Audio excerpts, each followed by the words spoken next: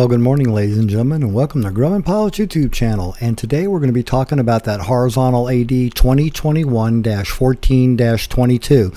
As a matter of fact, we had an airplane in the shop. We complied with the AD, and we're going to go through the steps that you have to do to comply with that AD. So stay tuned for some more fun. So we would like to ask you please subscribe, hit the like button, and hit the notify to stay current with our content.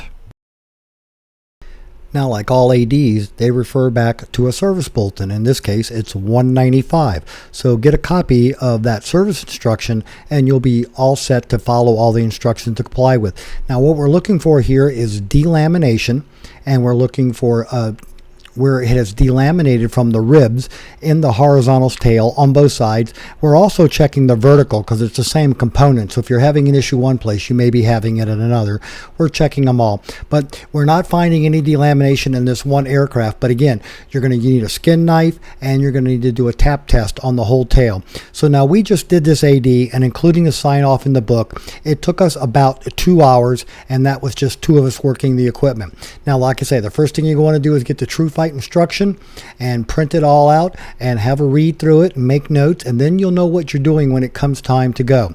Now, the nice thing about this service bulletin, like most factory service bulletins, they have all the diagrams in there, so they show you where to tap, where they have found some problems, and they make analysis of where you might have to rivet and what you might have to do in addition to that. So there's some good information in that. So get a copy, do it on your airplane, and again, this is a one-time AD. It's not a recurring AD. So once you do it, you can sign it off and it's done. And I can't give you all the details on it, like only so many hours of flight until you get a chance to comply with it, or by next annual. I didn't take account of all of that because I don't have an airplane right now, but here you go.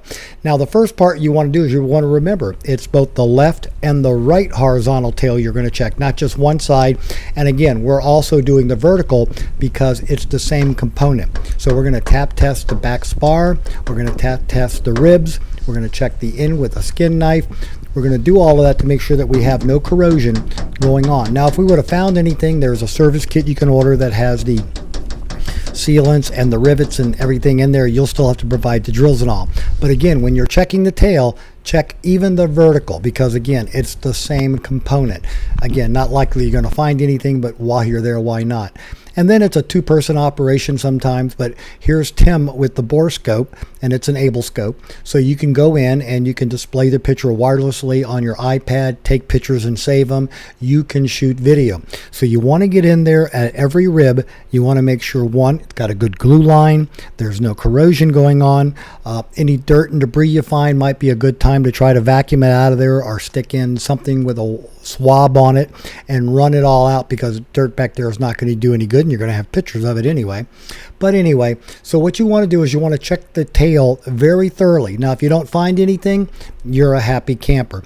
And again, we didn't find anything of value in this other than we could check the glue lines, no areas of corrosion, nothing to address. But again, when you have the display like this, it's nice to be able to see what's going on. Now, they don't show up well in the sunshine. You have to tilt them kind of funny, but I was able to look inside the horizontal stabilizer and see all the bits and pieces that I need to see to make sure that it's okay.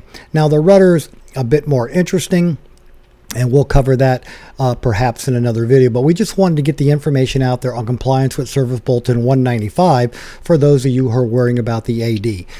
Again, not hard to do. Just take your time and follow everything. Now, a tap test, use a quarter, an AN 970-3 or 4 washer, something that's going to make a good resounding clunk. And because you're doing that, we've already had a video, so you know what sounds to look for. You're looking for that nice solid sound. Stand by. The nice thing about these able borescopes that we happen to like so much is that we can take pictures and save them to disk, so that when a customer comes in, we can check what we need to check, and we have photos to back it up. So into his logbook goes pictures of the cylinder tag, the ring seating, what the valves look like, the sides of the cylinder wall, and everything. So a borescope's interesting to have, not just from owning an airplane. So ladies and gentlemen, we hope you found complying with this AD 2021-14-22 interesting and useful. Do it one time. It doesn't apply to you anymore. Thanks for watching, and have a great day flying your Grumman.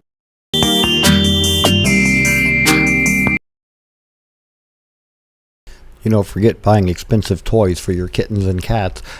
We find that just taking the aircraft spruce box and the paper on the tile floor is more than enough amusement for them for hours.